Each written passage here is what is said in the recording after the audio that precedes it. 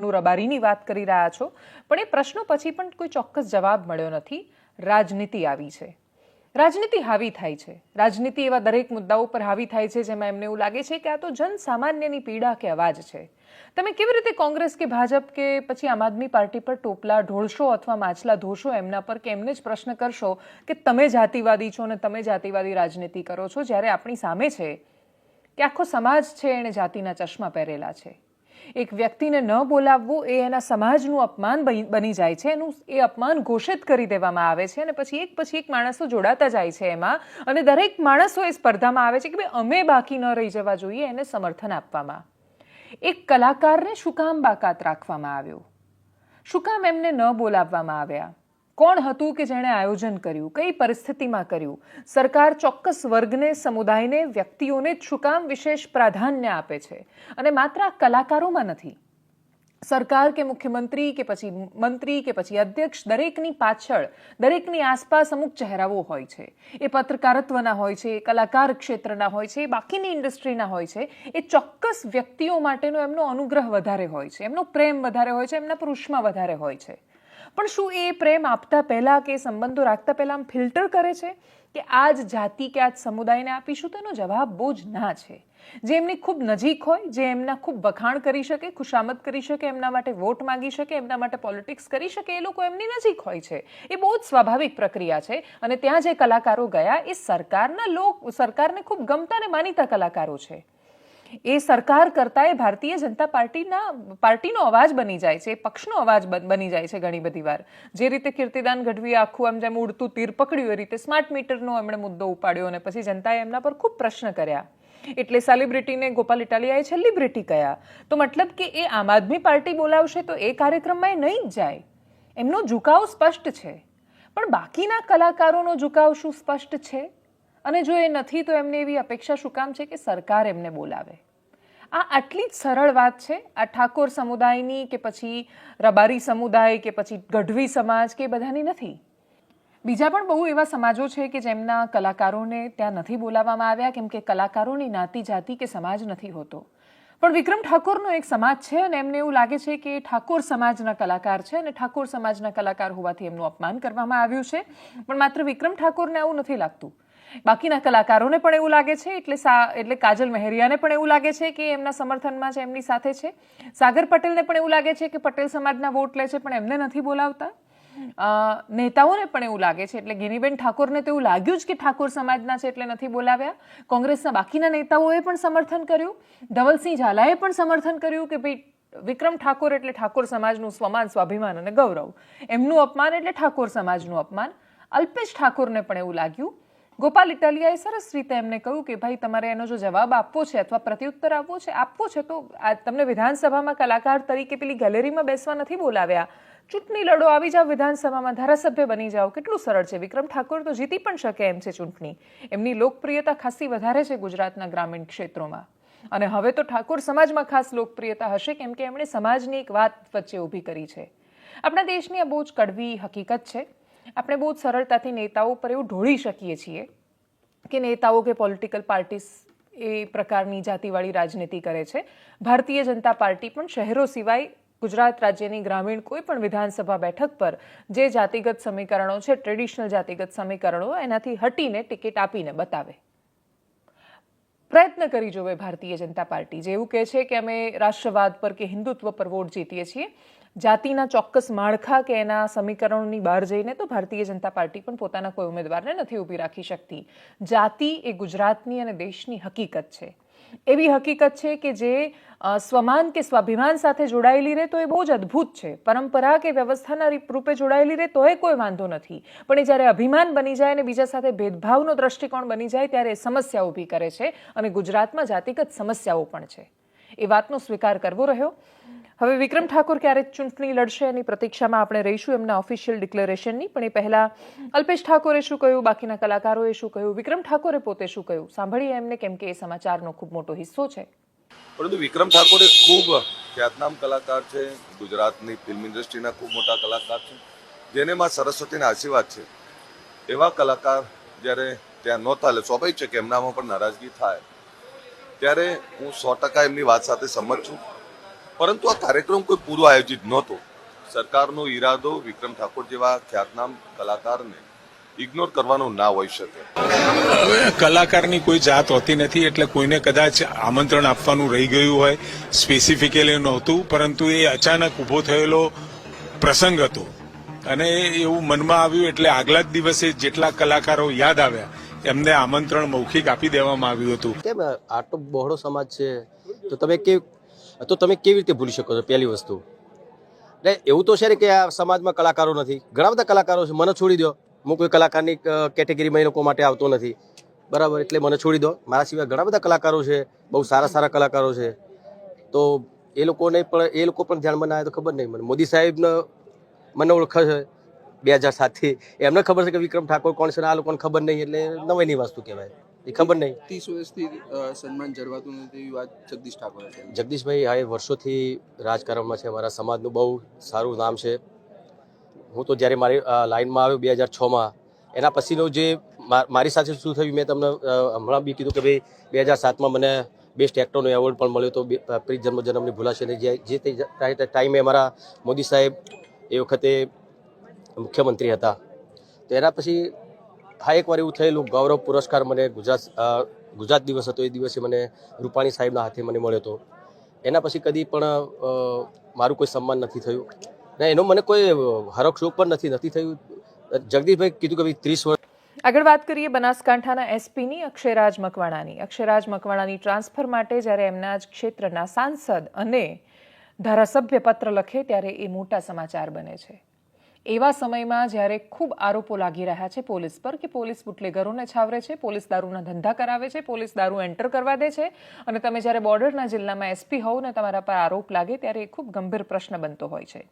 બનાસકાંઠાના સાંસદ ગેનીબેન ઠાકોર, વડગામના ધારાસભ્ય જિગ્નેશ મેવાણીએ ગૃહમંત્રી હર્ષભાઈ સંઘવીને પત્ર લખ્યો છે, સરકારને પત્ર લખ્યો છે, અને સરકારને લખેલા પત્રમાં એમણે કહ્યું છે કે બનાસકાંઠાને જરૂર છે કે એવા એસપીની કે જે સ્ત્રીઓની પીડા અને વેદનાને સમજી શકે. બોર્ડરમાંથી દારૂ ઘુસાડવામાં આવે છે, એસપીની બદલી કરવામાં આવે, મહિલા એસપીને મૂકવામાં આવે. આ જિલ્લાની માંગ છે. મહિલા એસપી દારૂ નહીં ઘુસાડે કે ઘુસાડશે કોઈ ખબર નથી, કોઈ ચોક્કસ અભિગમ મહિલા કે પુરુષના હોવા પર બાંધી ન શકાય, પણ બનાસકાંઠાના એસપી પર આ પહેલી વાર આરોપ નથી લાગ્યા કે એ દારૂનો લિટરલી ધંધો કરાવે છે ત્યાં, અથવા એને ઘુસાડે છે, અથવા બેફામ રીતે બુટલેગરોને છૂટ આપેલી છે. આ આરોપો ખૂબ ગંભીર છે. જો આ આરોપો ખોટા લગાવે છે કોંગ્રેસના ધારાસભ્યો અને સાંસદ, તો પછી ગૃહમંત્રી એ વિષયનું કહેવું જોઈએ ગૃહમાં કે ખોટું બોલી રહ્યા છે. અને જો એ આરોપો સાચા છે તો પછી સરકાર કાર્યવાહી શું કામ નથી કરતી, એ પ્રશ્ન એમની સામે રહેશે. સવાલ ખાલી બનાસકાંઠાનો નથી. બનાસકાંઠા મોટો જિલ્લો છે, સરહદ પર છે, ને ત્યાંથી દારૂ વધારે આવે એટલે પોલીસને દારૂની વધારે આવક થાય અને બહુ જ વધારે કમાય અધિકારીઓ, ત્યારે આંખે ચડે, બહુ જ સ્વાભાવિક છે. પણ એ કમાવાની અને દારૂ ઘુસાડવાની પણ એક મર્યાદા હોય છે. ઘણી બધી વાર અધિકારીઓ રાખતા હોય છે કે થોડી ચોરી ને વધારે ચોરી. અમુક અધિકારીઓ એવું સમજે છે કે ચોરી હોય છે, એમાં થોડું કે વધારે એવું ન હોય. તમે થઈ શકે તમારાથી તાકાત, તમે જ્યાં સુધી એ પદ પર છો ત્યાં સુધી તમે એ કરો. પ્રશ્ન તો એ પણ આવશે ને કે બોર્ડરના જિલ્લાઓની ફાળવણી કેવી રીતે થાય છે. પ્રશ્ન તો એ પણ આવશે કે એક પીઆઈને જો શામળાજી ચેકપોસ્ટ પર પોસ્ટિંગ લેવું હોય તો એ કેટલા રૂપિયા આપે છે ને કોને આપે છે. પ્રશ્ન તો એ પણ થશે કે ચૂંટણી જીતાડવા માટે પોલીસ કેટલા રૂપિયા ખર્ચે છે ભારતીય જનતા પાર્ટી તરફથી. પ્રશ્ન તો એ પણ થશે કે અધિકારીઓ શું કામ કોઈ ધારાસભ્યને લાવવાના હોય ત્યારે એમનું લાઇઝનિંગ કરે છે. શું કામ જે તે જિલ્લાના એસપી કે કલેક્ટર વિપક્ષના ધારાસભ્યોને એવું સમજાવવા જાય છે કે ફ્યુચર ત્યાં વધારે બ્રાઇટ છે, તમે ત્યાં જતા રહો, આપણે શું કામ છે, તમને અમને કહેજો, અમે કરી દઈશું. લાઇઝનર કેમ બની જાય છે પોલિટિકલ પાર્ટીના. અને જો એ લાઇઝનર બને છે અને જ્યારે કોઈ સમસ્યા આવે છે તો એ દોષનો ટોપલો ખાલી અધિકારીઓ પર શું કામ? એ લોકોએ પણ પોતાના માથે લેવું પડશે જે લોકોએ બોર્ડરનો જિલ્લો આપવા માટે પૈસા લીધા. એ લોકોએ પણ તો એનો જવાબ આપવો પડશે કે જે એક પીઆઈની પોસ્ટિંગમાં પણ રૂપિયા લે છે, ટ્રાન્સફરમાં રૂપિયા લે છે. અને રૂપિયા માત્ર જો અધિકારીઓ લેતા હોય તો પછી માત્ર અધિકારીઓ લેતા હોત તો કાર્યવાહી થઈ ગઈ હોત. નેતાઓ પણ પાર્ટનરશિપમાં હોય. નેતાઓ પણ એવું વિચારે કે આપણે પણ આપણી બ્રાન્ડ શરૂ કરી દઈએ દારૂની, પોલીસની સાથે પાર્ટનરશિપમાં, અને પોતાની રીતે અલગ ધંધો શરૂ કરી દઈએ. ત્યારે અતિ થાય છે, અને અતિ થાય ત્યારે સમસ્યાઓ સર્જાતી હોય છે. ગૃહમંત્રી હર્ષભાઈ સંઘવી આજે વિધાનસભાની બહાર કોંગ્રેસને આડે હાથ લઈ રહ્યા હતા. કર્ણાટકની સરખામણીએ સુરતમાં કેટલા આંકડા ઓછા છે ગુનાખોરીના એ દર્શાવતા હતા. એ કોંગ્રેસને જ્યારે જવાબ આપે છે ત્યારે એ સરખામણી સાથે જવાબ આપે એ એમની રાજનીતિ છે, જે ખૂબ સ્વાભાવિક રાજનીતિ છે. પણ જ્યારે આપણે માત્ર ગુજરાતની વાત કરીએ અને સરખામણીએ જોઈએ તો શું હર્ષભાઈની પાસે એ જવાબ છે કે પોલીસ તો એફઆઈઆર જ નથી લેતી? જ્યારે તમારી પોલીસ ફરિયાદ લેતી જ નથી તો આંકડો કેવી રીતે આવશે? હર્ષભાઈ પોતે પણ જો દિલ પર હાથ મૂકીને એ વાતનો જવાબ પોતાની પાસે માંગશે તો એમની પાસે પણ એ જવાબ હશે કે ગુજરાતમાં વાતાવરણ ડોળાયું છે. આટલું કલુષિત વાતાવરણ નહોતું કે કોઈ પણ માણસ આટલો બેફામ બની જાય કે ગમે ત્યારે આમ તલવારો લઈને નીકળી જાય, દંડા લઈને નીકળી જાય, ગમે ત્યારે કોઈએ પણ કોઈને પણ મારી દેવું છે. એવું નથી કે આ લોકો પહેલેથી ગુંડા છે. વસ્ત્રાલમાં કેસમાં પોલીસે જ્યારે પ્રતિક્રિયા આપી ત્યારે વસ્ત્રાલના કેસમાં પોલીસે કહ્યું કે છોકરાઓ શું કરી રહ્યા હતા, તો કે છોકરાઓને પુષ્પા મૂવી જોયા પછી એવું હતું કે આપણે પુષ્પા થઈ શકીએ છીએ. મૂવી, એક ફિલ્મ કેટલી મોટી અસર પાડી શકે છે સમાજમાં, અને એ છોકરાઓની જિંદગી બરબાદ થઈ ગઈ. પુષ્પાના રવાડે પુષ્પા બનવા નીકળ્યા હતા, જેલમાં છે. એ શું હાલત થઈ શકે એ ઉદાહરણ છે. પેલો વડોદરાનો રક્ષિત કે જે રસ્તા પર ઉતરીને અનોધર રાઉન્ડની બૂમો પાડે છે, એ અનોધર રાઉન્ડ શું છે? તો પોલીસે જ્યારે કહ્યું ને એના ઘરે તપાસ કરી તો ખબર પડી એક ફિલ્મ છે અને જેમાં વારંવાર એક ઓર રાઉન્ડ નશાનો એનું પોસ્ટર લાગેલું છે અનોધર રાઉન્ડનું એના ઘરમાં. કેવી રીતે આ લોકો આટલા બધા નશાના રવાડે ચડ્યા છે? મોટા ભાગે ક્રાઇમ જ્યારે થાય છે તો એ અતિશય દારૂણ અથવા માનસિક રીતે નશાની હાલતમાં એ માણસો ખૂબ ગંભીર ગુનાઓને અંજામ આપે છે. એ જો સભાન અવસ્થામાં હોય આમાંથી કોઈ પણ લોકો તો આ ગુના ન કરે. કોઈ પણ વ્યક્તિ આ જેટલા પણ બહુ ખરાબ ને ખતરનાક એક્સિડન્ટ થાય છે એમાંથી એ માણસો જો સભાન અવસ્થામાં હોત તો એ પ્રકારના ક્રાઇમ એ કમિટ ન કરતા. તો એ નશો કેવી રીતે ઇઝીલી અવેલેબલ બની રહ્યો છે? જો પોલીસ બહુ જ અદ્ભુત કામ કરી રહી છે, જો આપણે ત્યાં દારૂ પોલીસ નથી ઘુસાડતી, આપણે ત્યાં જો ડ્રગ્સના કેસ પોલીસ બહુ અદ્ભુત કરી રહી છે, તો બનાસકાંઠાના છોકરાઓ શું કામ ડ્રગ્સમાં ફસાઈ રહ્યા છે? શું કામ સુરતમાં કે વડોદરામાં કે અમદાવાદમાં કોલેજ જતા છોકરાઓ એ નશેડી બની રહ્યા છે કે ડ્રગ્સના રવાડે ચડી રહ્યા છે? ડ્રગ્સ અવેલેબલ કેવી રીતે છે? હોમ ડિલિવરી કેવી રીતે મળે છે? આ બધા પ્રશ્નો ગૃહ મંત્રાલયની સામે છે. એક છે તમારો ઉદ્દેશ્ય અને એક છે થતું કામ. એક છે તમારાથી થતું તમારા દ્વારા બોલાતું અથવા અપાતું ભાષણ કે નિવેદન, અને એક ગ્રાઉન્ડ પર પોલીસ શું કરી રહી છે, પોલીસ દ્વારા કરવામાં આવતું વર્તન.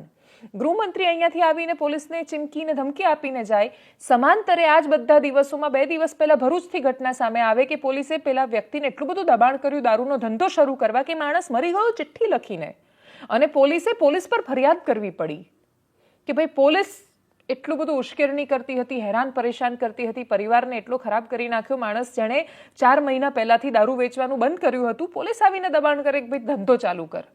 અને આ પહેલો કે એકમાત્ર કે છેલ્લો કિસ્સો નથી પોલીસનો. અને એટલે જ જો રાજ્યમાં આ પરિસ્થિતિ પેદા થઈ છે, પોલીસ પહેલાં બહુ જ મહાન હતી ને અચાનક કરપ્ટ થઈ ગઈ છે એવું નથી. જનતાએ પહેલાં બહુ જ મહાન હતી ને સમાજ અચાનક જ ભ્રમિત થઈ ગયો છે એવું નથી. પણ કિસ્સાઓ વધી રહ્યા છે, અને એવા લોકોના વધી રહ્યા છે જે લોકો પરંપરાગત રીતે ગુંડા નથી. એવા છોકરાઓ એનો હિસ્સો બની રહ્યા છે જે લોકોને એ બહુ સામાન્ય પરિવારોમાંથી આવે છે, અને કાં તો જેઓ સમૃદ્ધ પરિવારમાંથી આવે છે તો એક સપના સાથે, એક પ્રોપર વાતાવરણ સાથે પેદા થયા છે, અને પછી એના વચ્ચે એમનો જે કોલેજનો અથવા જે બહુ નાજુક તબક્કો આવે છે, મા બાપને કલ્પનાએ નથી કે એમનો 15 થી 18 કે 20 કે 25 વર્ષના છોકરો શું કરી રહ્યો છે. અને એટલે જ આવા સમયમાં બહુ જ દ્રઢતાથી જરૂર છે પોલીસિંગની. થઈ રહી છે રાજનીતિ, કેમ કે આપણે તો દરેક વખતે રાજનીતિ એ સૌથી મોટો જવાબ હોય છે. એટલે મેં જે ઉપર આટલા બધા પ્રશ્ન પૂછ્યા એમાંથી એક પણ પ્રશ્ન એવો નથી કે જેનો જવાબ આપણને બહુ જ પ્રોપરલી મળવાનો છે. પહેલાં તો એ વાતનો સ્વીકાર થવાનો છે કે સમાજની દિશા આખી બદલાઈ ગઈ છે, સમાજ વિકૃત બની રહ્યું છે, છોકરાઓ બેફામ બની રહ્યા છે, હિંસક બની રહ્યા છે. એ ગેમો રમી રમીને હિંસાને એમણે નોર્મલાઇઝ કરી નાખી છે કે હા થાય, આપણે કોઈને મારી શકીએ. એમના માટે કોઈનું મરી જવું એ બહુ જ ગંભીર ઘટના જ નથી રહી. એ નશાના રવાડે ચડી રહ્યા છે. બહુ જ બધી રીતે સમાજનું માનચિત્ર અચાનક છેલ્લા 10 વર્ષોમાં બદલાયું છે, અને એવા સમયમાં બદલાયેલા સમાજની સામે ટકી રહેવા માટે બદલાયેલું પોલીસિંગ શું છે? પોલીસે શું નવું કર્યું? વડોદરાનું જ ઉદાહરણ, હમણાં જ વડોદરાના એક નાગરિકનો મેસેજ આવ્યો મને કે એમણે કહ્યું કે જ્યારે શમશીરસિંહ ત્યાં વડોદરાના સીપી હતા તો ત્યારે એમણે ક્લીન વડોદરા નામે એક વોટ્સએપ ગ્રુપ શરૂ કર્યું હતું, અને દર 2 મહિને વોટ્સએપ ગ્રુપના વડોદરાના જેટલા પણ જાગૃત નાગરિકો છે એમની સાથે સંવાદ કરતા હતા, એમનો ફીડબેક લેતા હતા. શી ટીમને એકદમ એક્ટિવ કરી હતી. વડોદરાની શી ટીમ ત્યાં જઈને રોમિયોગીરી કરવાવાળાને રોકતી હતી. ડ્રગ્સની સામે એમણે મિશન ઉપાડ્યું હતું. અધિકારી બદલાય, સુરત ત્યાંની ત્યાં કેમ આવી જાય? ફરીથી બધું ત્યાંનું ત્યાં શું કામ આવી જાય? આ પ્રશ્નો છે. એક શહેરમાં એક અધિકારી આવીને કેટલો મોટો બદલાવ લાવી શકે તો એનું ઉદાહરણ એ જ વડોદરા આપે છે. બીજું કોઈ શહેર કે નાગરિકો જોવા જવાની શોધવાની ક્યાં જરૂર છે? અને કેટલું વર્સ્ટ વાતાવરણ થઈ શકે એ પણ ગુજરાતના ઘણા બધા શહેરો જવાબ આપે છે. અને એટલે જ આ પ્રશ્નોના જવાબ આપણે બહુ દૂર શોધવા જવાની જરૂર નથી.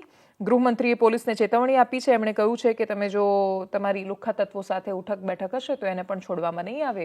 સાંભળીએ હર્ષભાઈ સંઘવીને.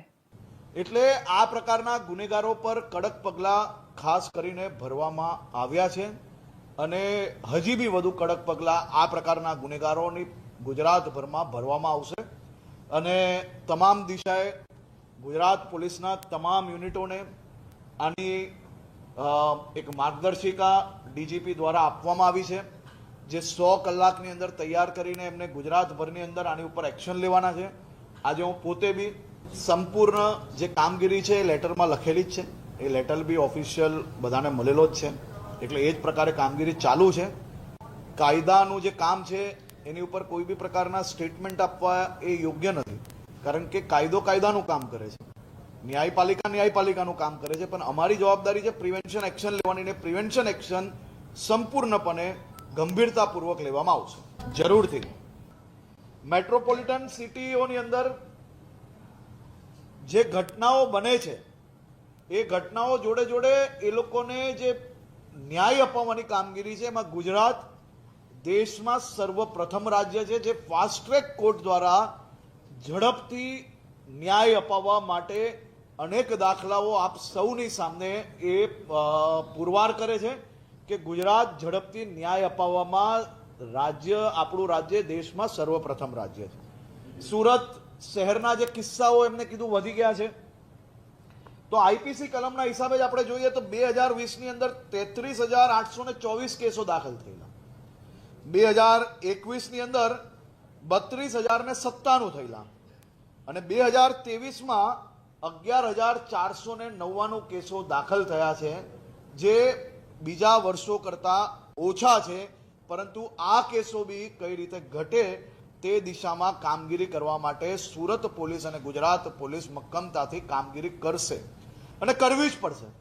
રાજ્યના પ્રત્યેક નાગરિકોને નાની મોટી કોઈ બી પ્રકારની તકલીફ થાય, સાહેબ તમે આ જ પ્રકારના વિડીયો એ અનેક રાજ્યના જોયા હશે, પરંતુ આ પ્રકારના એક્શન મિનિટોની અંદર લેતા કદાચ ગુજરાત રાજ્ય માત્ર રાજ્ય હશે કે કલાકોની અંદર બધા ગુનેગારોને પકડવા માટે ટીમ બને, ગુનેગારો પકડાઈ જાય અને ગુનેગારો ભવિષ્યની અંદર આ પ્રકારનો ગુનો ના કરે તે માટે કડકમાં કડક પગલાં ભરવામાં આવે. આ પ્રકારના ગુનેગારોને રોકવા માટે પ્રિવેન્શન એક્શનો બી લેવાયેલા છે. આ જ ગુનેગારને 3 વાર પાસા હેઠળ અંદર નાખવામાં આવ્યો છે, પરંતુ આપ સૌ લોકો જાણો છો ક્યાંક ને ક્યાંકથી આ કાયદાની આટીગુટીમાં કોર્ટમાંથી જામીન મેળવવામાં આ લોકોને સફળતા પ્રાપ્ત થઈ, હજી તો પાસામાંથી છૂટીને જ આવ્યા છે. બનાસકાંઠા ચર્ચામાં છે તો બનાસકાંઠાના ખેડૂતોની પણ વાત કરીએ. દેશમાં અદ્ભુત ખેતી કરતા જિલ્લાઓમાં કે પછી ખૂબ સરસ રીતે પોતાની જમીનની જાળવણી કરતા, પ્રકૃતિ માટે પર્યાવરણ માટે વધારે જાગૃત અને સચેત રહેતા, પાણી માટે વધારે સક્રિય રહેતા જિલ્લાઓમાં કચ્છ અને બનાસકાંઠા જેવા જિલ્લાઓ ટોચ પર આવે છે અને આખા દેશમાં ટોચ પર આવે છે, માત્ર ગુજરાતમાં નહીં. એમનું કોન્ટ્રીબ્યુશન ખૂબ વધારે છે આ દેશને અને રાજ્યને કૃષિના ક્ષેત્રમાં એક અલગ જગ્યાએ લઈ જવામાં. બનાસકાંઠાના ખેડૂતો ખૂબ મહેનતથી ખેતી કરે છે, આખા ગુજરાતના ખૂબ મહેનતથી કરે છે, પણ બનાસકાંઠાના ખેડૂતો ટપક સિંચાઈ પદ્ધતિથી માંડીને ફુવારા જેવી સિસ્ટમનો એટલો ઉપયોગ કરે છે કેમ કે તળ ઊંડા ગયા. પાણી જ્યારે ગાયબ થતું દેખાયું ત્યારે એમને ખબર પડી કે પાણી નહીં હોય તો નહીં જીવી શકાય. તરસ શું છે એ બનાસકાંઠા જાણે છે અને એટલે એ ખેતી વધારે સારી રીતે કરી શકે છે અને એટલે ત્યાંના ખેડૂતોને ખબર પડે છે કે એમણે કઈ વાતની કાળજી રાખવાની છે. પણ આ વખતે એમણે બટાકાનું ઉત્પાદન કર્યું અને બનાસકાંઠામાં અને ઓલ ઓવર બટાકાનું જે ઉત્પાદન છે એ જે અપેક્ષિત હતું એના કરતાં વધારે થયું. અપેક્ષિત કરતાં વધારે સામાન્ય કરતાં 10% વધારે બટાકાનું પ્રોડક્શન થયું છે. બટાકાનું વધારે પ્રોડક્શન થયું અને કોલ્ડ સ્ટોરેજ ખૂટી ગયા, કોલ્ડ સ્ટોરેજમાં જગ્યા નથી તો અચાનક જ ભાવ ગગડી ગયા. ડિમાન્ડ અને સપ્લાય અને બજારના આધારે જ્યાં સુધી ખેડૂતોને તોલાતા રહેશે અને મપાતા રહેશે ત્યાં સુધી એ ખેડૂત ગમે તેટલો પ્રગતિશીલ થાય, એ ખેડૂત ગમે તેટલી મહેનત કરે, એની કદર કોઈ નહીં કરી શકે. આપણા દેશમાં ઇમ્પોર્ટ એક્સપોર્ટથી માંડીને એને જાળવવાની સ્ટોરેજની અને પ્રોસેસિંગની વ્યવસ્થાઓ બહુ જ મોટો પડકાર છે. આપણે ત્યાં ખેડૂતો અથવા બહુ જ બધી સંસ્થાઓ ટામેટાનો જ્યારે પાક લે ત્યારે ઘણા બધા ટામેટા ફેંકી દેવા પડે, ખેડૂતને ભાવ ન મળે, અને એ જ દેશ પોતાનો કેચઅપ બનાવવા માટે ટોમેટોની પ્યોરી છે એ ઇમ્પોર્ટ કરે. આવું ઇમ્બેલેન્સ છે. આપણે પણ તો પ્રોસેસિંગ યુનિટ સ્થાપીને કોઈ પણ રીતે ગમે તે કરીને પણ એ ટોમેટોની જાળવણી અને બાકીનું બહુ બધી રીતે એનું બલ્કમાં પ્રોડક્શન કરી શકીએ એમ છીએ, પણ છતાંય આપણે એ હજી સુધી નથી કરી શક્યા. કરી રહ્યા છીએ તો પણ એ સરખામણીએ નહીં જેટલા એ સરખામણીએ ખેડૂતોને એનો ભાવ એની સિઝનમાં મળવો જોઈએ. બટાકાની સાથે પણ એ જ ગેમ થઈ રહી છે. ઇમ્પોર્ટ એક્સપોર્ટ ચેન આપણી એટલી બધી બેલેન્સ નથી થતી. જેટલા લાખ ટન આપણે ત્યાં પ્રોડક્શન થાય છે એની સામે ખેડૂતને ત્યાં જ્યારે પ્રોડક્શન થોડું પણ વધારે આવે ત્યારે એ અટવાઈ જાય છે. પહેલાં સીધા ખેતરમાંથી વેપારી લઈ જતા અને એ વખતે 180 રૂપિયે મણના ભાવ એને મળતો. એટલે જ્યારે કોઈ પણ વેપારી આવે એને ખેડૂતને બીજો કોઈ કોસ્ટ નથી લાગતો. સીધા જ ખેતરમાંથી વેપારી લઈને જાય છે, 180 રૂપિયા પ્રતિ 20 કિલો એને આપી દે છે. હવે જેવા કોલ્ડ સ્ટોરેજ ઘટી રહ્યા છે અને જગ્યા નથી એવું સ્થિતિ સામે આવી, 120 થી 125 રૂપિયા ભાવ થઈ ગયો. ખેડૂતને આ વખતે બિયારણ મોંઘું પડ્યું, એની પડતર જ 150 રૂપિયાની આજુબાજુ થઈ છે. હવે એ ખેડૂત જો મજબૂરીમાં 125 રૂપિયામાં એ બટાકા વેચી દે છે, જો એને પૈસાની જરૂર છે તાત્કાલિક, એની પાસે બીજો કોઈ રસ્તો નથી, તો એ એક મણ પર 20 કિલો પર 25 રૂપિયા જેટલું નુકસાન કરવાનો છે. એ નુકસાની કોણ ભોગવે? ખેડૂત જાતે જ ભોગવે. એની પાસે બીજો કોઈ રસ્તો નથી હોતો. ખેડૂતના જ્યારે એના પ્રોડક્શન કોસ્ટ કે બાકી બધું ગણવામાં આવે છે ત્યારે એ નથી જોવામાં આવતું કે એની પોતાની મહેનત કે મજૂરી, એની શ્રમની કિંમત કેટલી ગણશો તમે? ખેડૂતની એ ગણતરીમાં એની શ્રમની કિંમત તો ગણાતી જ નથી. અને એવા સમયમાં જો ખેડૂતને નુકસાન ભોગવવાનો વારો આવે છે તો બહુ જ બધી સમસ્યા રહેવાની છે. કંપનીઓ પહેલેથી જ કોલ્ડ સ્ટોરેજ બુક કરાવી દેતી હોય છે અને એટલે જ ખેડૂતોના ભાગે નથી આવતું. અપેક્ષા રાખીએ કે ખેડૂતનો બટાકાનો પ્રોબ્લેમ બહુ ઝડપથી જલ્દી સોલ્વ થઈ શકે. દુનિયામાં શું ચાલી રહ્યું છે, આપણા દેશમાં મુખ્ય સમાચારોમાં શું છે, તો દેશમાં આજે પણ ગ્રોક એઆઈ સૌથી વધારે મોટો મુદ્દો, ચર્ચાનો વિષય બન્યો છે. એનું કારણ એના અપાતા જવાબો. ગ્રોક એ આપણા સમાજનું પણ પ્રતિબિંબ છે. ગ્રોકને જ્યારે પૂછવામાં આવ્યું કે ગ્રોક આવા જવાબ શું કામ આપે છે, ગાળો શું કામ બોલે છે, ત્યારે એનો જે જવાબ હતો એનો આપણે જો ભાવાનુવાદ કરીએ તો એનો મતલબ એવું થાય છે કે ગ્રોકનું કહેવું છે કે હું તો સમાજમાં દર્પણ છું. તમને જે દેખાય છે એ તો તમે પોતે દેખાઈ રહ્યા છો. ગ્રોક કોઈ માણસ નથી. ગ્રોક જે ભાષામાં જવાબ આપે છે એ તો એ ભાષામાં જવાબ આપે છે જેમાં એને તમે પ્રશ્ન કરો છો. જો તમે એને ગુજરાતીમાં પ્રશ્ન કરો છો તો એ ગુજરાતીમાં જવાબ આપશે. જો એને હિન્દીમાં પ્રશ્ન કરશો તો હિન્દીમાં જવાબ આપશે. જો તમે એને ગાળ લખીને બોલશો તો એ તમને ગાળ આપશે. આ કેટલું સરળ છે. એટલે ગ્રોક ઇન્ડિયન બનાવી દીધો એવું માનીને આપણે જ્યારે ખૂબ હસી રહ્યા છીએ ત્યારે શું આપણે એવું કહેવા માંગીએ છીએ કે ગ્રોકને ખૂબ અપમાનજનક શૈલીમાં વાત કરતો કરી નાખ્યો? શું આપણે એવું કહેવા માંગીએ છીએ કે ગ્રોક એઆઈ જે કરી રહ્યું છે એ મોટા ભાગના ભારતીયોનું પ્રતિનિધિત્વ કરે છે? એનો જવાબ મહદઅંશે ના હશે, પણ હા, એ ભારતીયોનું પ્રતિબિંબ તો એ છે જ જે સોશિયલ મીડિયા પર ખૂબ વધારે, ટ્વિટર પર ખાસ વધારે એગ્રેસિવલી એક્ટિવ છે. અને ટ્વિટર પર, સોશિયલ મીડિયા પર કોણ રાજ કરી રહ્યું છે? ભારતીય જનતા પાર્ટીના આઈટી સેલ માટે આનાથી નિરાશાજનક સ્થિતિ બીજી કોઈ જ ન હોઈ શકે, કેમ કે ગ્રોકને પૂછાયેલા મોટા ભાગના જવાબમાં એના બહુ જ મહત્વના જવાબો મારે તમને કહેવા છે. એટલે ઉદાહરણ તરીકે, બીજું કે એ બિલકુલ બાયસ્ડ નથી. એટલે ગ્રોકને એવું બની શકે કે ગ્રોકને કાલે એવું કહી દેવામાં આવે કે આ તો લેફ્ટિસ્ટ છે ને આ તો પેડ છે ને આ તો સરકારની સામે પડી ગયું છે ને આ તો દેશદ્રોહી છે. એને તો દેશદ્રોહી કેવી રીતે કહેશે? તો છે જ નહીં અહીંયાનું. પણ છતાં એને કોઈ પણ લેબલ મળી શકે છે આવતીકાલે અને એની સામે કોઈ સમસ્યાઓ પણ આવી શકે છે. પણ એ લેબલ કરતાં એ ગ્રોકના જવાબો બતાવે છે કે કોંગ્રેસનું આઈટી સેલ ખૂબ સ્ટ્રોંગ છે. અને માત્ર કોંગ્રેસનું આઈટી સેલ નહીં, એ જે અવાજો છે એ કોંગ્રેસનો આઈટી સેલ એટલો તાકાતવર નથી કે પોતાની જાતે એટલા અવાજો ઊભા કરી શકે. એ સામાન્ય માણસો જે ટ્વિટર પર લખે છે એ પણ કેવી રીતે સરકારની સામે લખે છે અથવા વારંવાર લખતા આવ્યા છે, એનું આ બહુ મોટું ઉદાહરણ છે. એન્ટી ઇન્કમ્બન્સી ટ્વિટર પર દેખાય છે સરકારની સામે. ગ્રોક એઆઈ કેટલું નિષ્પક્ષ છે એનું ઉદાહરણ આપતા તેજ પ્રતાપ યાદવ, લાલુ પ્રસાદ યાદવના સુપુત્ર અથવા કુપુત્ર, એમણે એક વિડીયો એમનો હતો કે જેમાં એ પોલીસ ઓફિસરને ડાન્સ કરવાનું કહેતા હતા અને શરમજનક વાત એ હતી કે પોલીસનો ઓફિસર ડાન્સ કરતો એ હતો એના કહેવા પછી. એ વિડીયો એના પછી તેજ પ્રતાપે